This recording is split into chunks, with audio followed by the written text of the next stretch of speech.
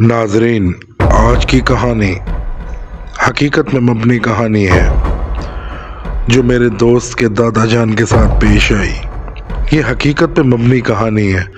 उन्होंने चुड़ैल को कैसे सबक सिखाया और उसके साथ क्या किया, ये आखिर में आपको पता चलेगा, इसीलिए कहानी को पूरा लाजमी देखिएगा। आइए ये कहानी उन्हीं की ज़बानी सुनते हैं। ये बात है 1960 की, जब ट्रांसपोर्ट आम नहीं होती थी, यानी कि लोगों के पास गाड़ियाँ और मोटरसाइकिल बहुत कम होते थे। तो उन दिनों में लोग घोड़ों के ऊपर सफ़र करते थे। मेरे दादा की पोस्टिंग एक रेगिस्तानी इलाके में हुई। उधर पहुंचने के लिए उन्हें घोड़ी पे सफ़र करना था। उनको शहर में थोड़ी देर हो गई तो वो शाम के टाइम सफ़र पे निकले। सफ़र के दौरान उनके रास्ते में रेगिस्तान आता है। जैसे ही वो रेगिस्तान में पहुंचे तो अंधेरा होने का वक्त हो गया। वो थके हुए थे सारा दिन काम करके। उन्होंने कहा थोड़ी देर के लिए रेगिस्तान में रुकते हैं। उन्होंने अपने एक दरख्त देखा, अपनी चटाई वहाँ पे बिछाई, आग जलाई और कुछ देर सस्ताने के लिए वहाँ बैठ गए। अब पुराने दौर में अपनी हिफाजत के लिए लोगों ने बंदूकें भी रखी हुई होती थी, तो उन्होंने भी अपनी बंदूक अपने साथ रख ली। अब होता ये है कि उनकी आंख लग जाती है। रात को खामोशी में अचानक उन्हें महसूस होता है कि उनके सर के ऊपर कोई चीज़ हलचल कर रही है। तो वो अचानक से हाथ अपने सर पे मारते हैं, लेकिन वहाँ कुछ नहीं होता।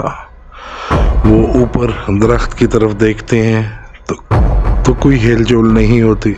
वो इसे अपना वहम समझते हैं और दोबारा मुंह के ऊपर लेते हैं और दोबारा सोने की कोशिश करते हैं। को 15 मिनट गुजरते हैं तो उनको दोबारा महसूस होता है कि उनके सर पे कोई चीज़ हलचल कर रही है।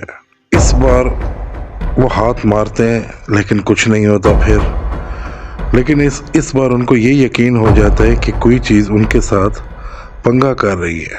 तीसरी बार अब वो सोने से पहले घोड़ी की जीन के साथ एक रस्सी का टुकड़ा होता है, उसको लाते हैं, एक घेरा बना के उसको सर के ऊपर रख लेते हैं और सोने का बहाना करते हैं। अचानक वो चीज़ उनके सर पे जब दोबारा आती है, वो दोनों हाथों से घेरा को कसते हैं, क्योंकि उनके रस्सी के जो कोने होते हैं उन्होंने दोनों हाथों में पकड़े हुए होते हैं। जैसे कसते हैं तो एक चीख आती है। वो फौरन दरख्त की तरफ देखते हैं, लेकिन दरख्त पे कोई हलचल नहीं होती, आसपास भी कोई नहीं होता। हाँ, मगर जो घेरा होती है उसके अंदर एक पंजा फंसा हुआ होता है। वो पंजे को अपने साथ रखते हैं, रात की घोड़ी को दोबारा तैयार करते हैं और उस पर सफ़र शुरू करके अपनी मंजिल पे पहुंच जाते हैं।